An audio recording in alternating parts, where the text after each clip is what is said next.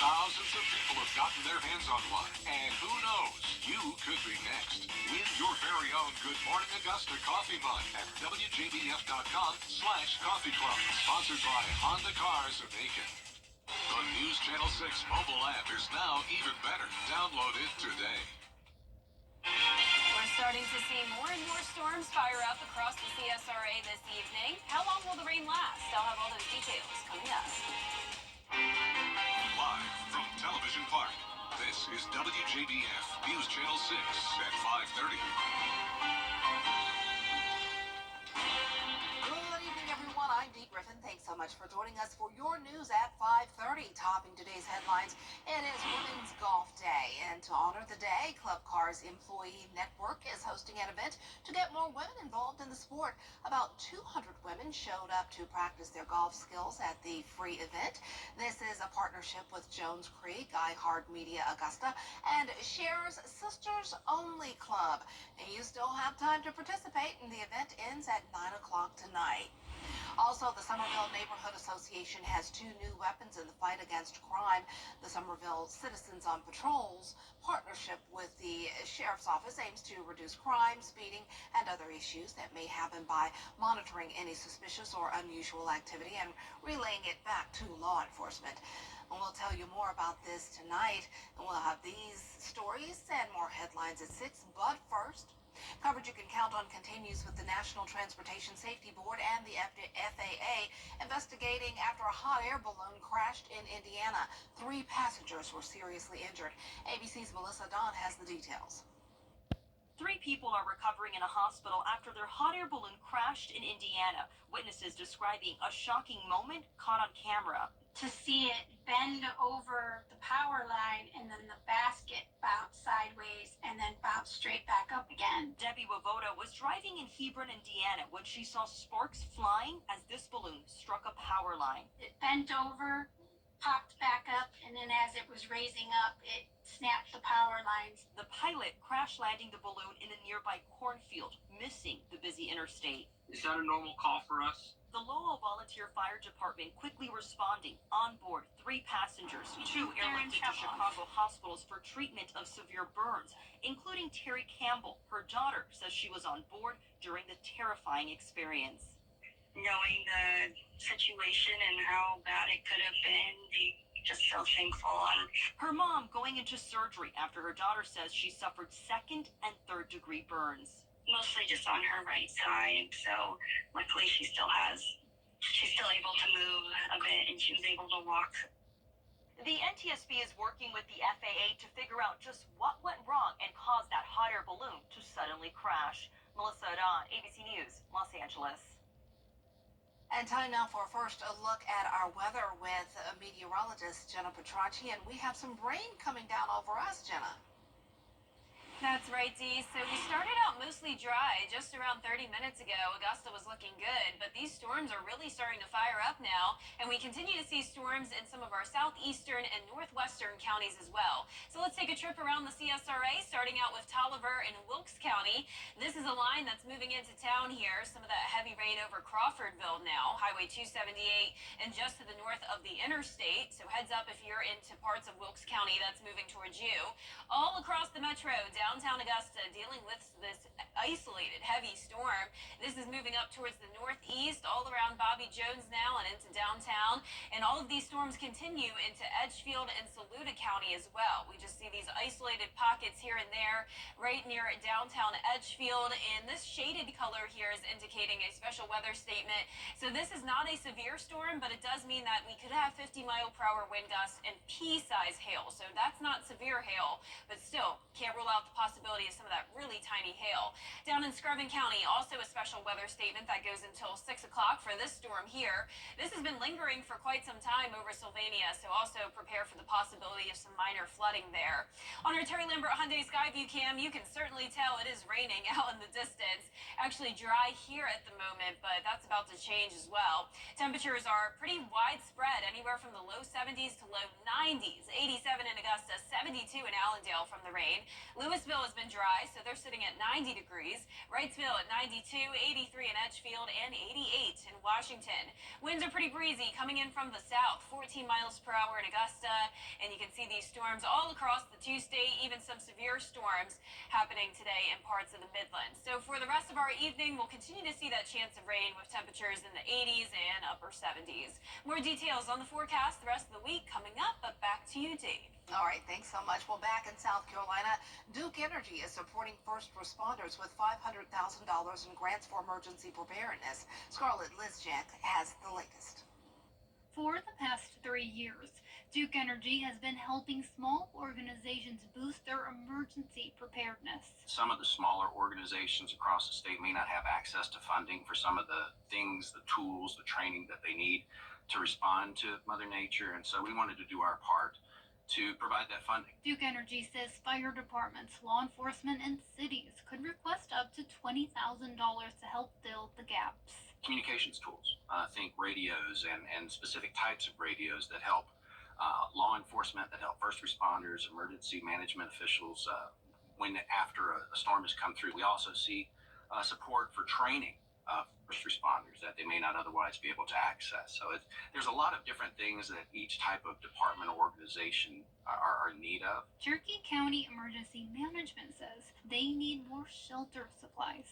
We want to double our capabilities, so what we applied for was 100 regular cots, 10 special needs cots, the amenities to go with those, blankets, pillows, things that the shelteries would need to be here. Director Doug Bauer says the $20,000 grants will help the county become more self-sufficient. The risk of a tornado touching down, winter weather with I-85, you've got thousands of people a day that travel 85, that they get stranded. Just any kind of a severe event, if we have to put them up in the shelter, sometimes we can call on Red Cross to take care of that for us, but this will give us the capability with what we already have on hand to be able to take 200 people and put them up and us not have to worry about outside resources. Cherokee County Emergency Management says this year is the second time they've received the grant. In New York, a landmark push is being made to protect kids online by introducing a new law to regulate social media. New York lawmakers are proposing a bill that would ban social media companies from using algorithms to curate what minors see, such as violent or sexually explicit content. The measure would instead force apps to show content in chronological order to users under 18. The state of Utah has recently sued TikTok over what officials claim are virtual strip clubs on the app's TikTok Live feature. They're dealing with the negative effects on mental health that is driven by social media and the addictive algorithms that bombard users, creating literally addictions. The proposal is likely to face legal challenges amid free speech concerns. The Surgeon General has warned about the harmful effects of social media on kids' mental health. As for that proposal in New York, the first vote could come this week. A change in policy is on the way to the southern border today as President Congress to streaming. We have the latest in entertainment and what's trending next. And some pretty heavy rain happening now here in town and all across the CSRA. We have the chance of showers and storms the rest of this evening. All those details coming up shortly. Welcome, Airport. Welcome back. It's time now to take a look at what's trending. Republican Congressman John Rose of Tennessee was delivering an impassioned speech about the Trump verdict, but no one was really paying attention. Instead, they were a little distracted by the special guest. Fly direct to Washington, D.C. from Augusta Regional Airport. Welcome back. It's time now to take a look at what's trending. Republican Congressman John Rose of Tennessee was delivering an impassioned speech about the Trump verdict, but no one was really paying attention. Instead, they were a little distracted by the special guest behind him. Take a look. The current Republican nominee, we'd be well served to remember the long and cherished tradition we have in this country of settling our political differences at the ballot box. For nearly 2.5 centuries, our nation's elected leader charges brought against Donald Trump. That was his son making funny faces and hand gestures while looking directly at the C-SPAN camera. Rose says he had told his son to smile for his little brother at home, but never expected these antics. He was hilarious. I was watching him the whole time. But, I mean, kids are so funny, but I'm sure he'll never forget this day with his dad as well. In streaming news, the House of Dragon cast gathered to promote the second season of the Game of Thrones prequel series. Jeremy Parsons has more in today's entertainment report. Fans of Game of Thrones are preparing for the show's prequel series to return later this month. The Targaryen who sits the Iron Throne is not just a king or a queen. They are a protector of the realm. Now I find myself in an impossible position. All hail, King Aegon! The enemy usurped my throne. We're going to King's Landing. Yep, season 2 of House of the Dragon had its big premiere in New York City last night, and the cast of the show walked the red carpet outside the Hammerstein Ballroom, and fans are eagerly awaiting to see the outcome of the war between dragons that began at the end of the first season. Season 2 of House of the Dragon premieres June 16th on HBO. Moving on to this, the long-awaited memoir by the daughter of this music legend is finally finished.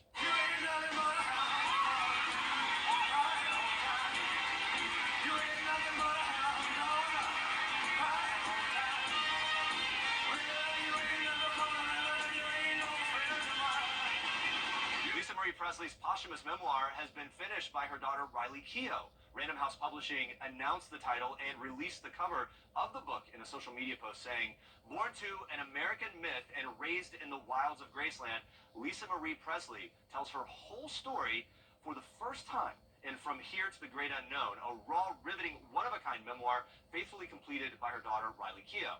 Now, as you can see, the cover features a picture of Lisa Marie with her father. Random House also said Lisa Marie first asked her daughter to finish that memoir in 2022 before dying a month later.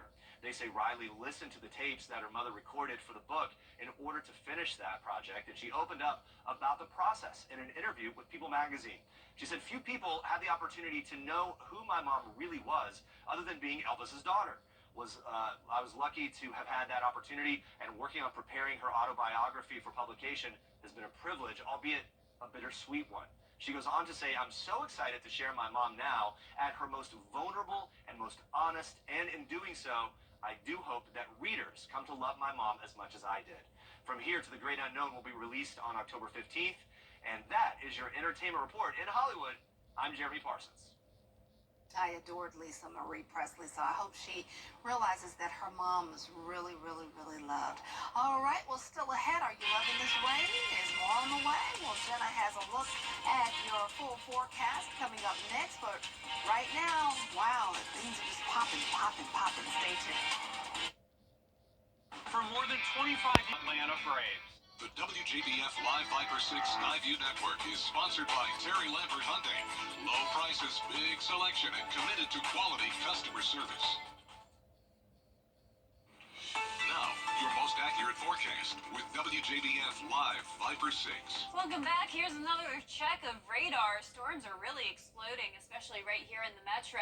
A lot of places are still dry, though. Aiken County looking good with the exception of North Augusta, Belvedere area.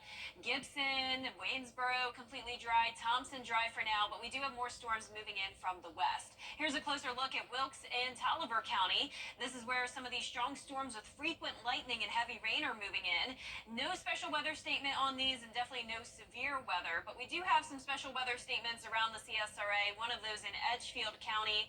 This storm is pretty heavy and packing a punch here in the metro as well. We just heard the rain come down here at the station, very heavy.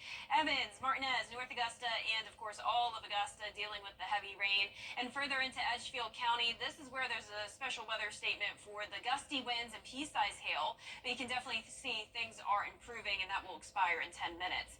Down towards the south of us, we also have a special weather statement in Screven County. Once again, for the 50-mile-per-hour wind gusts and pea-size hail, not severe level hail.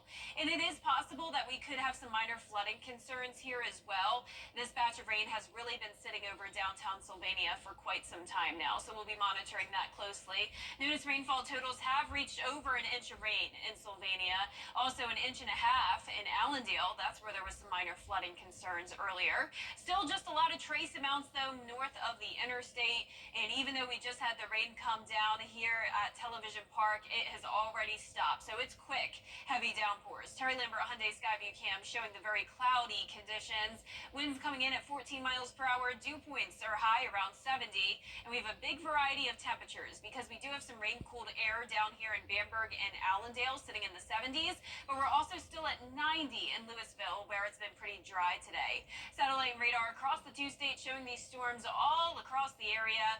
Plenty of moisture across the southeast, and this is also triggering this very strong storm system across the state of Louisiana with severe thunderstorm warnings for the wind gusts. As we take a look at the overall setup, you can see we will have a cold front eventually approach us. That'll bring the nice dry air in behind it with plenty of sunshine moving in eventually. But for tomorrow, another day of a mix of sun and clouds with the storms in the afternoon. We'll start out in the upper 60s, climb into the upper 80s, and dew points will stay in the sticky range through only Thursday, because then notice the dew points do drop Friday, and we'll be in the 50s on Saturday, so that'll be really nice. Rain chances at 40% over the next 2 days, so let's take a look at it here on Futurecast. Tonight you can see even this model a little bit overdone, but by around 10 o'clock to midnight, that's when we'll have more widespread rain across the area. No threat of severe weather, though, so definitely some heavy rain, frequent lightning, and some strong wind gusts, but at least you don't have to worry about severe. Definitely no tornado threat or anything like that. Wednesday morning, possibly a few pop-ups, and that continues into the afternoon, but doesn't look as widespread as it was today. Lows tonight will be in the mid to upper 60s. Highs tomorrow will be in the upper 80s, some of us at 90 degrees. And your 10-day forecast showing those chances of rain Wednesday and Thursday, drying out Friday through the weekend, also heating up to 90 degrees. And as we go into next week, still some isolated storms around. All right, we just heard, like you said, the rain came and then it sort of... It's done, yeah. So at least it's not a washout for the whole day, and this is beneficial rain. We could use it. That's good. Beneficial rain. I like that. Thanks so much. Stay tuned. I'm so proud to be here at Piedmont Hospital and enjoy the people that I work with. What makes me proud of my team is to see them all grow and learn. I cannot think of any other place in this city that I would go work. Emery is always there. He's a straight leader. I love my people here. I love the job. With surgical services, we have a good team where everybody has good relations with one another. When you love where you work and you love the people you work with, you cherish it and you don't ever want to lose it. We are proud to be Piedmont. Join attorney M. Austin. Give us a call or just walk in. Every day, ordinary people in the CSRA do extraordinary things to serve our community. Each month, News Channel 6 recognizes these outstanding volunteers with the Giving Your Best Award. Do you know an everyday hero who goes the extra mile to help others? Nominate them for the Giving Your Best Award by visiting WJBF.com and filling out the entry form. Sponsored by ScienceCo, Piedmont Augusta, Security Federal Bank, and News Channel 6. Female firm, we are women who win. A bird at Universal Studios narrowly escapes death while flying through Harry Potter world. The fire-breathing dragon in Harry Potter's world was preparing to release its flame when a bird flew toward the top of Dragon Alley. The bird I'm looking for, oh, there it is, fortunately had fast reflexes because it flew out of harm's way just as the dragon let out its flames. Oh, that bird made it by safely, thank goodness. And then, I mean, the flame is enough to scare them half to death anyway. But I love going there. It's one of my favorite. As our director, Jared, said, extra crispy. Oh, Jared. I'm glad the bird is okay to live another day. Well, that does it for this edition of News Channel 6 at 5:30. Stay with us for your news at 6 with Brad and Jenny. Coming up next, they'll have a look at how Augusta city leaders are funding a budget increase for first responders when your news continues.